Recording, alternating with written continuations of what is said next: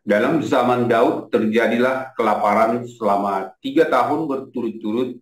Lalu Daud pergi menanyakan petunjuk Tuhan. Berfirmanlah Tuhan, pada Saul dan keluarganya melekat hutang darah karena ia telah membunuh orang-orang Gibeon. Lalu raja memanggil orang-orang Gibeon dan berkata kepada mereka, orang-orang Gibeon itu tidak termasuk orang Israel, tetapi termasuk sisa-sisa orang Amori, dan walaupun orang Israel telah bersumpah kepada mereka, Saul berikhtiar membasmi mereka dalam kegiatannya untuk kepentingan orang Israel dan Yehuda. Daud berkata kepada orang-orang Gibeon itu, apakah yang dapat kuperbuat bagimu dan dengan apakah dapat kuadakan penebusan supaya kamu memberkati milik pusaka Tuhan? Lalu berkatalah orang-orang Gibeon itu kepadanya, bukanlah perkara emas dan perak urusan kami dengan Saul serta keluarganya. Juga bukanlah urusan kami untuk membunuh seseorang di antara orang Israel. Tetapi kata Daud, apakah yang kamu kehendaki akan kuperbuat bagimu? Sesudah itu berkatalah mereka kepada raja, jadi orang yang hendak membinasakan kami dan yang bermaksud memusnahkan kami, sehingga kami tidak mendapat tempat dimanapun di daerah Israel. Biarlah diserahkan 7 orang anaknya laki-laki kepada kami, supaya kami menggantung mereka di hadapan Tuhan di Gibeon di bukit Tuhan. Lalu berkatalah raja, aku akan menyerahkan mereka. Tapi raja merasa sayang kepada Mephiboset bin Yonatan bin Saul karena sumpah demi Tuhan ada di antara mereka, di antara Daud dan Yonatan bin Saul. Lalu raja mengambil kedua anak laki-laki Rispa binti Aya yang dilahirkannya bagi Saul, yakni Armoni dan Mephiboset, dan kelima anak laki-laki Merab binti Saul yang dilahirkannya bagi Adriel bin Barzilai, orang Mehola itu. Kemudian diserahkannya mereka ke dalam tangan orang-orang Gibeon itu. Orang-orang ini menggantung mereka di atas bukit di hadapan Tuhan. Ketujuh orang itu tewas bersama-sama. Mereka telah dihukum mati pada awal musim menuai, pada permulaan musim menuai jelai. Lalu Rispa binti Aya mengambil kain karung dan membentangkannya bagi dirinya di atas gunung batu dari permulaan musim menuai sampai tercurah air dari langit ke atas mayat mereka. Ia tidak membiarkan burung-burung di udara mendatangi mayat mereka pada siang hari, ataupun binatang-binatang di hutan pada malam hari. Ketika diberitahukan kepada Daud apa yang diperbuat Rispa binti Aya, gundik Saul itu, maka pergilah Daud mengambil tulang-tulang Saul dan tulang-tulang Yonatan, anaknya dari warga-warga kota Yabesi Gilead, yang telah mencuri tulang-tulang itu dari tanah lapang di Betsan, tempat orang Filistin menggantung mereka. Ketika orang Filistin memukul Saul kalah di Gilboa, ia membawa dari sana tulang-tulang Saul dan tulang-tulang Yonatan anaknya. Dikumpulkanlah juga tulang-tulang orang-orang yang digantung tadi, lalu dikuburkan bersama-sama tulang-tulang Saul dan Yonatan anaknya di tanah Benyamin di Sela, di dalam kubur Kisi ayahnya. Orang melakukan segala sesuatu yang diperintahkan raja. Maka sesudah itu Allah mengabulkan doa untuk negeri itu. Ketika terjadi lagi peperangan antara orang Filistin dan orang Israel, maka berangkatlah Daud bersama-sama dengan orang-orangnya, lalu berperang melawan orang Filistin sampai Daud menjadi letih lesu. Isbi Benob yang termasuk keturunan raksasa, berat tombaknya 300 sikal tembaga, dan ia menyandang pedang yang baru, menyangka dapat menewaskan Daud. Tetapi Abisai, anak Zeruya, datang menolong Daud, lalu merobohkan dan membunuh orang Filistin itu. Pada waktu itu, orang-orang Daud memohon dengan sangat kepadanya. Kata mereka, janganlah lagi engkau maju berperang bersama-sama dengan kami, supaya keturunan Israel jangan punah bersama-sama engkau. Sesudah itu, terjadi lagi pertempuran melawan orang Filistin di Gob. Pada waktu itu, Siphai, orang Husa, memukul kalah Sab, yang termasuk keturunan raksasa. Dan terjadi lagi pertempuran melawan orang-orang Filistin di Gob. Elhanan bin Yaare Oregim, orang Bethlehem itu, menewaskan Goliat, orang Gad itu, yang gagang tombaknya seperti pesa tukang tenun.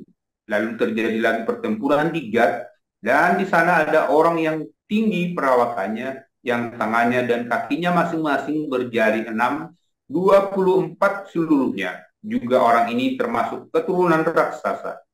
Ia mengolok-olok orang Israel, maka Yonatan, anak Simea, kakak Daud, menewaskannya.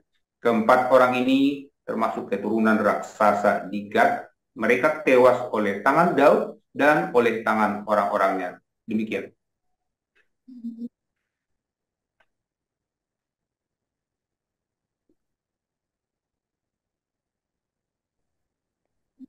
Matius 27 ayat 1 sampai 33.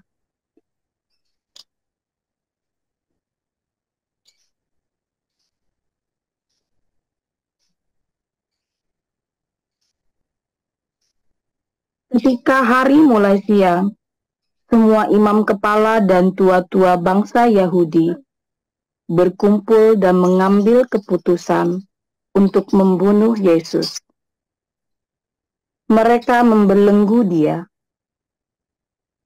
lalu membawanya dan menyerahkannya kepada Pilatus, wali negeri itu. Pada waktu Yudas yang menyerahkan dia melihat bahwa Yesus telah dijatuhi hukuman mati, menyesallah ia. Lalu ia mengembalikan uang yang 30 perak itu kepada imam-imam kepala dan tua-tua, dan berkata, "Aku telah berdosa karena menyerahkan darah orang yang tak bersalah." Tetapi jawab mereka, "Apa urusan kami dengan itu? Itu urusanmu sendiri." Maka ia pun melemparkan uang perak itu ke dalam bait suci, lalu pergi dari situ dan menggantung diri. Imam-imam kepala mengambil uang perak itu dan berkata, "Tidak diperbolehkan memasukkan uang ini ke dalam peti persembahan, sebab uang ini uang darah."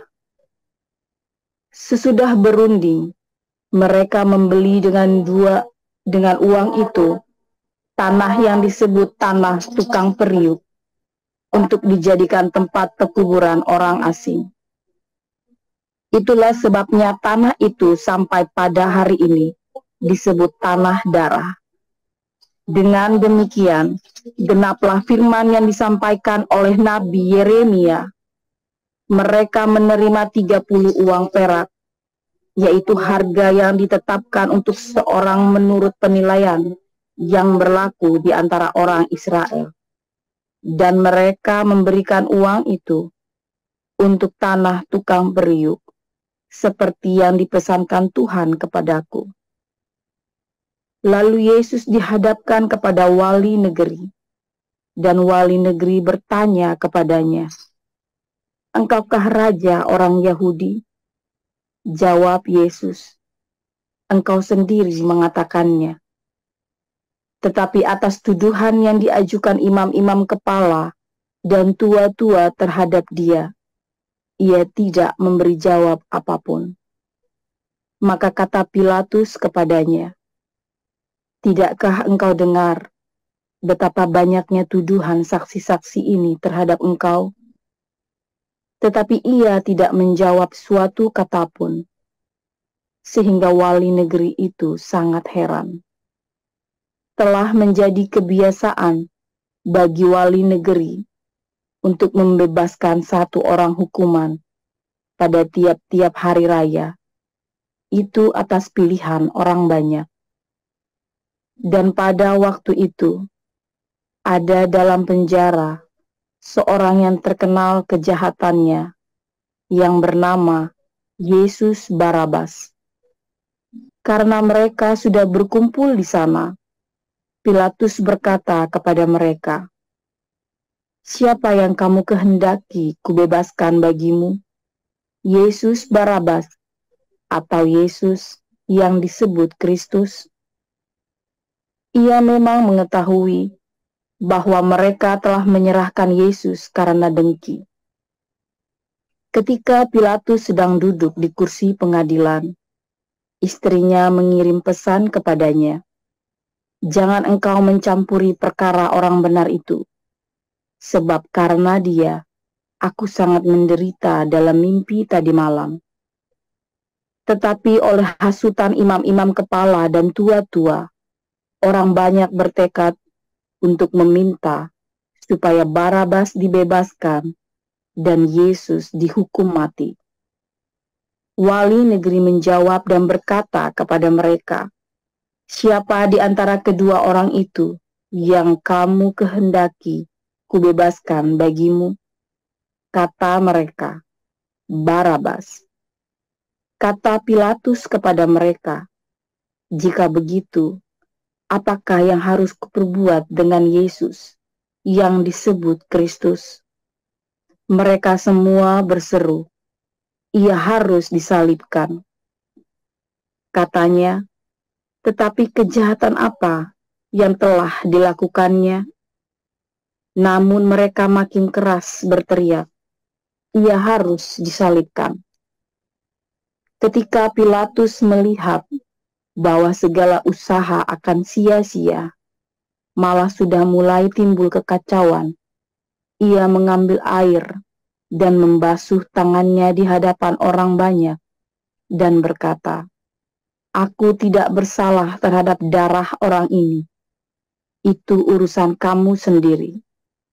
Dan seluruh rakyat itu menjawab, "Biarlah darahnya ditanggungkan atas kami dan atas anak-anak kami." Lalu ia membebaskan Barabas bagi mereka. Tetapi Yesus disesahnya, lalu diserahkannya untuk disalibkan. Kemudian serdadu-serdadu wali negeri membawa Yesus ke gedung pengadilan, lalu mengambil seluruh pasukan, berkumpul sekeliling Yesus. Mereka menanggalkan pakaiannya dan mengenakan jubah ungu kepadanya. Mereka menganyam sebuah mahkota duri dan menaruhnya di atas kepalanya, lalu memberikan dia sebatang buluh di tangan kanannya. Kemudian mereka berlutut di hadapannya dan mengolok-olokkan dia. Katanya, "Salam, hai Raja orang Yahudi." Mereka meludahinya dan mengambil buluh itu dan memukulkannya ke kepalanya. Sesudah mengolok-olokkan dia, mereka menanggalkan jubah itu daripadanya dan mengenakan pula pakaiannya kepadanya. Kemudian mereka membawa dia keluar untuk disalibkan. Ketika mereka berjalan keluar kota, mereka berjumpa dengan seorang dari Kirene yang bernama Simon. Orang itu mereka paksa untuk memikul salib Yesus. Maka sampailah mereka di suatu tempat yang bernama Golgota, artinya tempat tengkorak. Lalu mereka memberi dia minum anggur bercampur empedu. Setelah ia mengecapnya, ia tidak mau meminumnya. Sesudah menyalibkan dia, mereka membagi-bagi pakaiannya dengan membuang undi. Lalu mereka duduk di situ menjaga dia.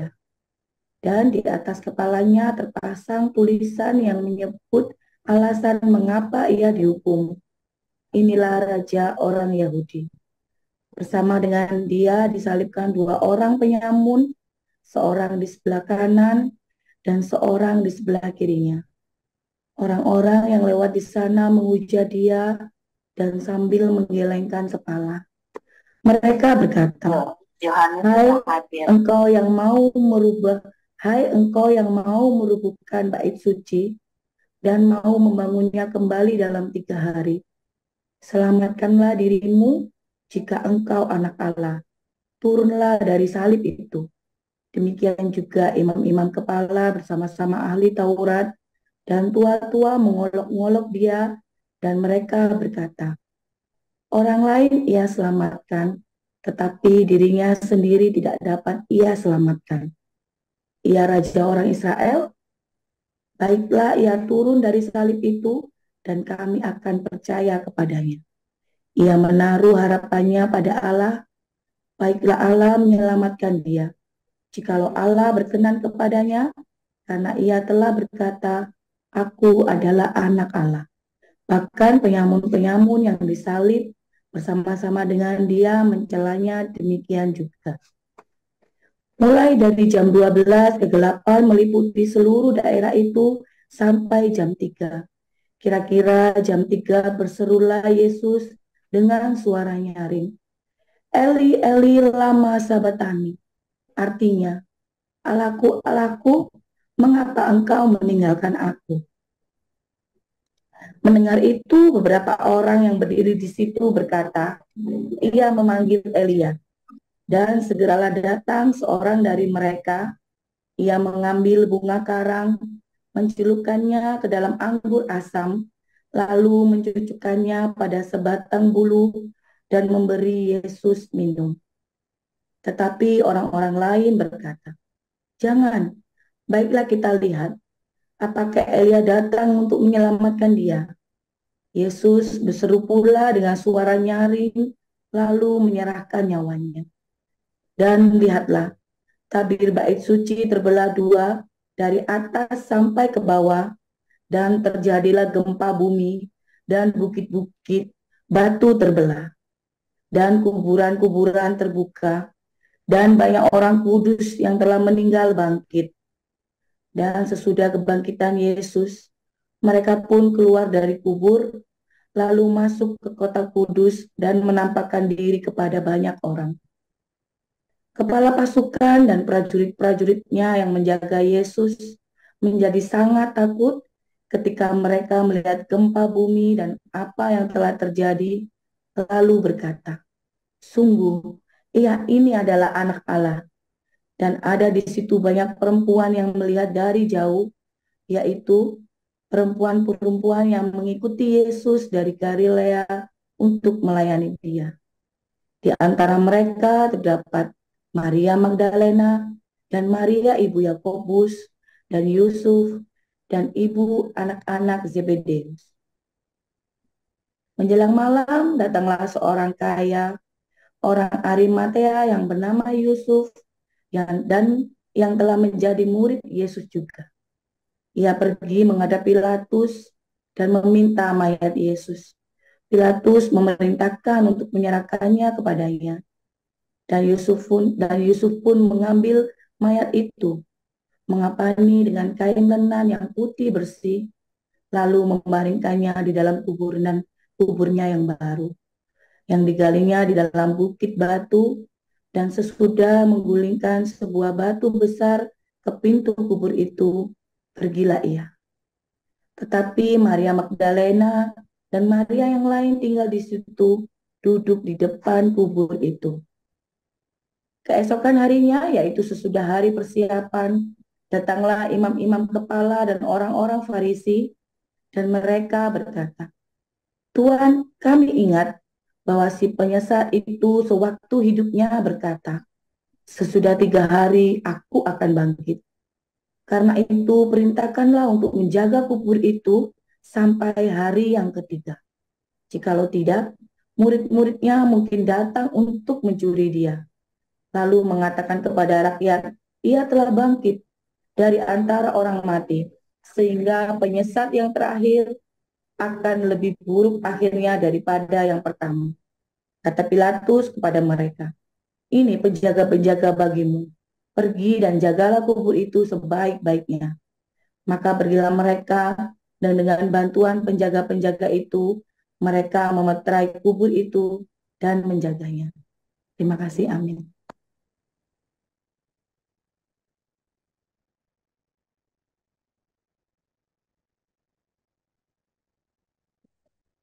Terima kasih Pak Mulia, Bu Veronica, dan Bu Elia Esther.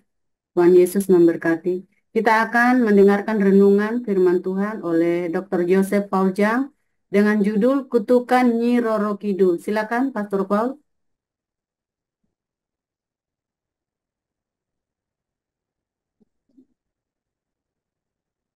Haleluya, firman Tuhan selalu baru setiap hari bagi kita yang menanti-nantikan Tuhan dengan penuh cinta, penuh pengharapan, saudara ya. Saudara, ketika kita eh, mengucapkan fitnah atau tuduhan kepada orang, saudara ya, kita seringkali mengucapkan fitnah dan tuduhan kepada orang, lalu menyebarkannya. Kita tidak berpikir orang itu eh, waktu dia menerima fitnah itu, ya, kita tidak berpikir bahwa orang itu menderita, saudara ya. Kita tidak berpikir orang itu susah nanti. Lalu kita hidup ya seperti biasa, saudara ya. Kita hidup berjalan seperti biasa, seakan tidak jadi apa-apa. Sedangkan orang itu harus menanggung apa yang kita fitnah padanya, saudara. Makanya akhirnya orang-orang ini penuh dengan ya, jadi ini ya saudara ya. Jadi kalau dia di dalam Tuhan, dia tetap tekad, saudara ya, maka Tuhan akan membela dia, saudara. Tetapi kalau dia tidak bersama dengan Tuhan,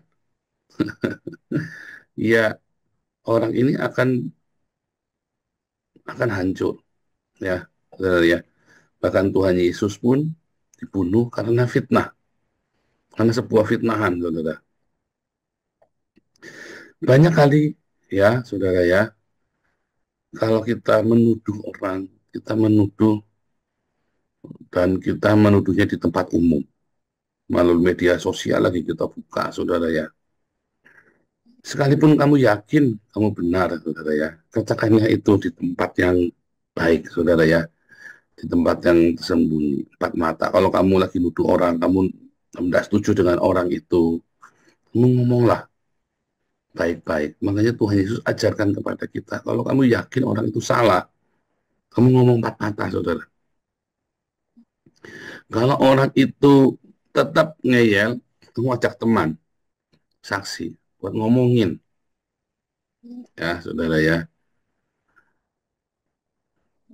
Tapi kalau orang itu memang nggak benar dan kamu diomongin nggak bisa, ya sudah. Baru kita nyatakan di depan orang banyak. Tetapi yang paling pertama, kamu harus ngomong dulu, saudara, empat mata, saudara. Kamu harus ngomong dulu. Bahkan ketika kamu menuduh saja, kamu mengatakan tuduhan itu saja, kamu harus hati-hati, saudara. Saya biasanya kalau ada orang yang saya tidak setuju sama dia, saudara ya, saya tidak akan langsung, kamu maling ya. Nggak akan begitu, saudara. Saya biasanya akan sampaikan, ya, saya akan sampaikan dengan cara yang lain. Misalnya, ya saya akan bilang, bukan menyindir juga, saya tidak akan menyindir juga. Saya akan ngomong sama orang ini, kalau kamu tidak begini, itu akan baik. Oh, aku nggak begini, ya terserah. Pokoknya kalau kamu nggak begini, itu kamu akan baik. Saya tidak akan menuduh kamu, ya kalau kamu, bahkan di dalam pengajaran-pengajaran itu ya, saya sangat hati-hati, saudara. Karena seringkali, ya, yang kita ngomong, dia juga nggak nangkep. Dan seringkali kita sudah ngomong dengan jelas pun, ya malah jadi pertengkaran. Jadi makanya saya tidak suka sampai dengan hari ini ya. Saya tidak suka, walaupun Tuhan udah kasih tahu saya, ya saya tidak akan langsung tutup. Kamu berzina ya? Saya tidak akan begitu, saudara ya. Saya akan selalu mengatakan dengan kata yang sebaliknya. Ya, saudara ya. Dan itu harus sangat berhati-hati, saudara. Sebab kalau Anda mengatakannya sudah sangat hati-hati saja, orang bisa nangkep yang sebaliknya.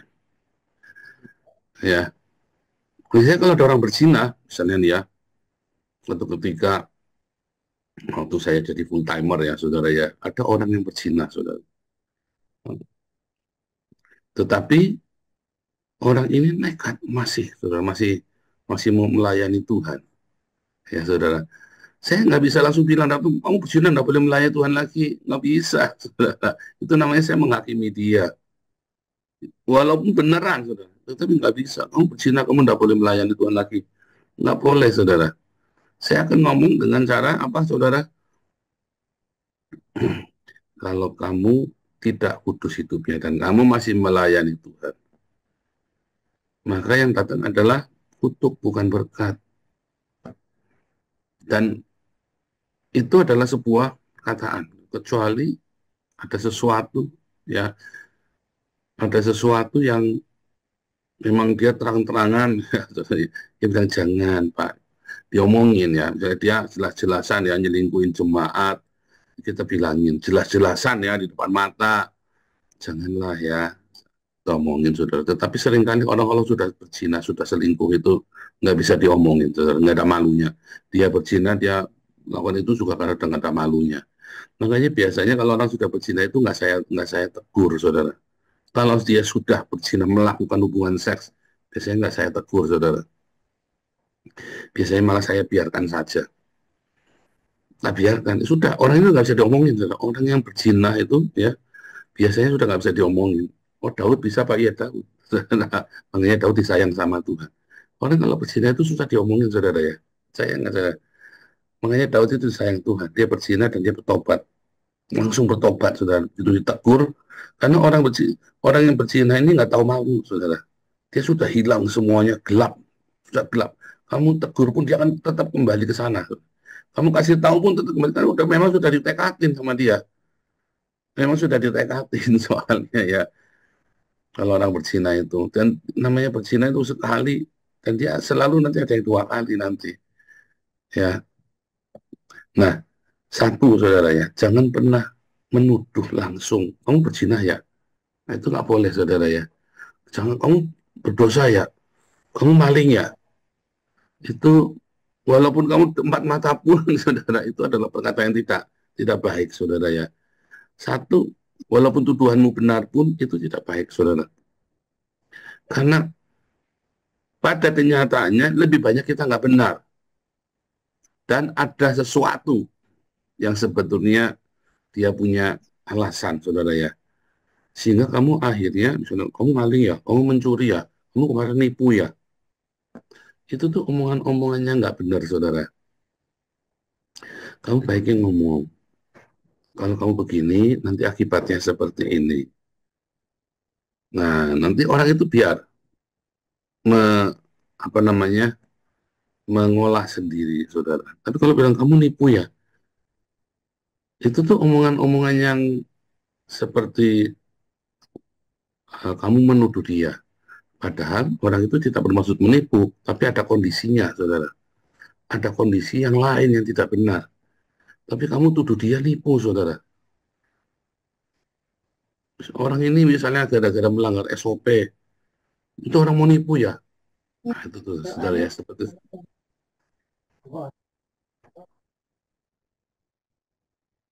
tuduhan-tuduhan itu akan membuat orang itu hancur, saudara. Tuduhan-tuduhan itu akan membuat orang itu, padahal orang itu gak nipu. Orang itu hanya melanggar SOP yang dia tidak tahu. Memang sudah berkali-kali melanggar, terus ada omongan kemana-mana. Memang orang ini sudah berkali-kali memang mau nipu, Pak. Niatannya sudah mau nipu. Saudara, berkali-kali ya, saya pernah cerita ya. Saya pernah apa namanya anak-anak. Kita melemparkan tuduhan kepada seseorang siswi waktu SD ya.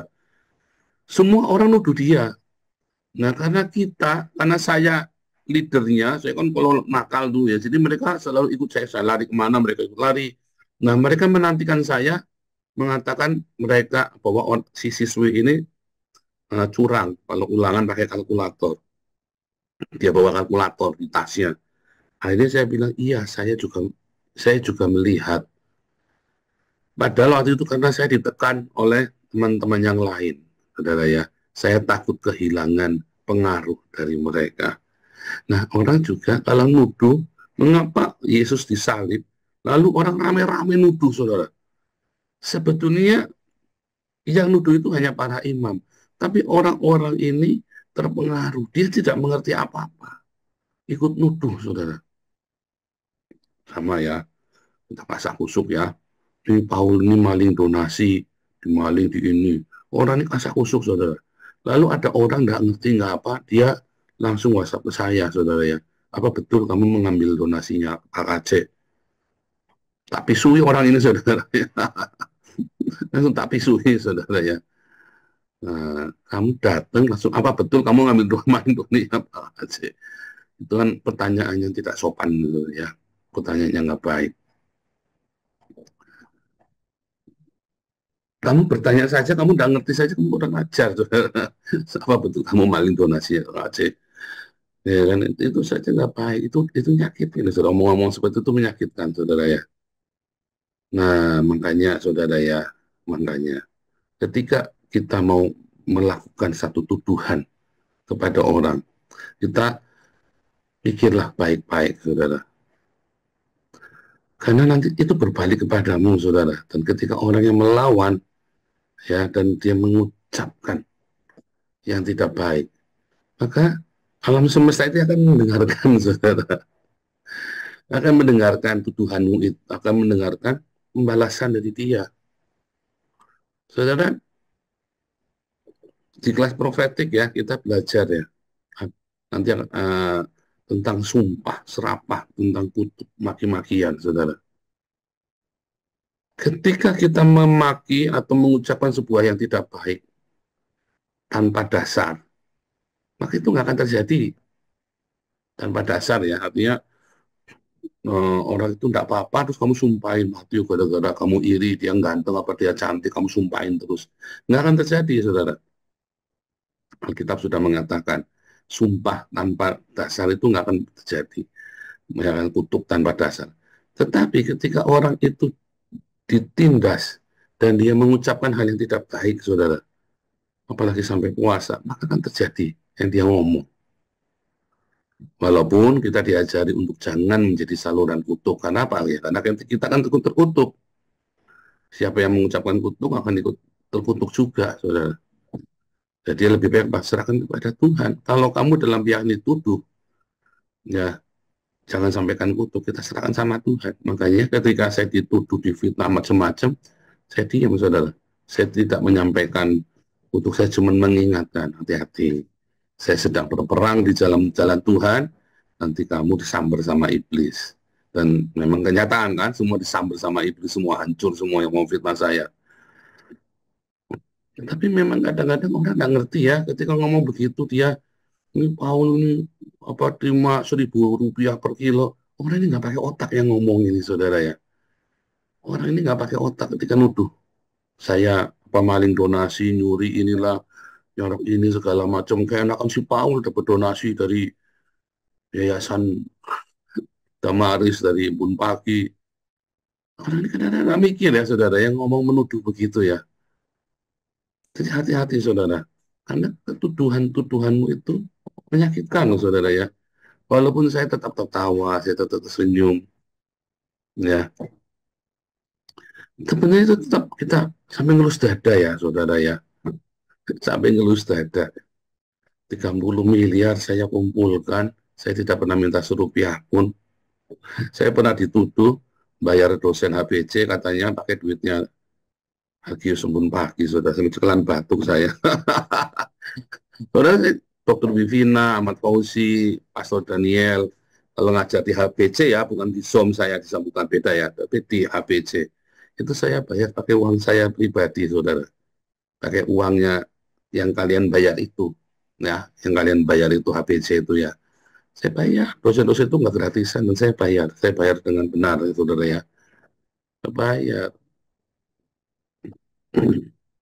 Tapi tidak boleh saya minta, karena kan uangnya masuk ke saya pribadi, jadi uang itu harus saya keluarkan lagi untuk itu.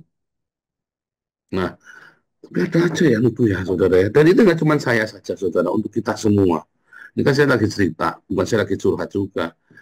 Nah, ketika Anda melemparkan tuduhan-tuduhan dalam sesama komunitas, 2 menit lagi, ya, minta 2 menit lagi, Bu Ros. Ketika Anda menembakkan sesama tuduhan-tuduhan kepada sesamamu, saudara, saya tahu kamu menelan keberatan komplain, sampaikanlah dengan bijak, saudara ya. Saya apa namanya, dulu kita sering ribut ya, karena kita sering nuduh orang, saudara. Oh, ini pasti maling nih, ini Bu Vivin pasti maling nih, oh ini Pak Siliwangi, oh ini Pak Sanggam nih pasti maling nih, oh ini pasti ada ribut, tentu selalu. Nah, ini begitu saudara ya, urusannya ya, pasti maling. Makanya ketika saya berhentikan Galarua dari komunitas kita, saya ngomong dengan jelas, belum ditemukan indikasi penipuan. Saya ngomong dengan jelas sekali. Itu saja dipelintir katanya saya nuduh Galarua maling, saudara. Ya, saudara ya. Karena Anda kebiasaan menuduh. Dan yang dituduh itu sakit hati, saudara. Apalagi kalau nggak melakukannya. Itu dia batin. Maka semua tuduhan itu kan balik kepadamu. Anda yang sering menuduh orang, ya, biasanya mudah tertuduh, mudah merasa tertuduh, saudara. Anda yang suka menuduh orang, suka menghakimi orang, biasanya kan mudah merasa terhakimi. Ya, itu kan seperti kutuk ya kan, dalam hidupmu. Atau Anda sering difitnah, ya kan? Dan Anda hancur karena fitnahan itu. Hancur karena fitnahan itu. Lo jangan bilang fitnahan kalau kamu benar, nggak mungkin hancur. Oh, dah, saudara. Banyak orang dihukum mati gara-gara difitnah kok. Ya kan? Hancur kan? Tapi kalau Anda belajar itu benar, tidak ada fitnah yang mempan sama kamu. Kalau kamu meresponi fitnahan itu dengan benar, bahkan kamu sudah mati saja bisa bangkit dari kubur, kata seperti Tuhan Yesus. Tuhan akan bela kamu, saudara ya. Tapi responilah. Nah, balik lagi antara yang menuduh dengan yang dituduh. Yang menuduh, kamu harus hati-hati dengan mulutmu, karena semua akan berbalik dan ditanggung padamu. Tapi yang dituduh pun, kamu responlah dengan benar. Sebab makin responmu nggak benar, maka kamu makin terjirat ke dalamnya, saudara. Ya, selamat tahun baru, belajar, ya, berhikmat di dalam menyampaikan teguran. Belajar meresponi ketika kamu ditegur. Ya, ditegur itu nggak selalu dituduh, saudara, dinasehati. Kadang-kadang dinasehati kamu dasarnya keras kepala. Di tahun yang baru ini, coba mulai, saudara ya, bersihkan. Jangan kita menghakimi, menuduh. Menegur itu bukan menuduh. Menasihati itu bukan menuduh. Pasti kamu begini ya. Enggak, saudara. Tetapi ketika kamu ditegur atau tertuduh, bahkan difitnah, responilah dengan benar. Tuhan Yesus memberkati.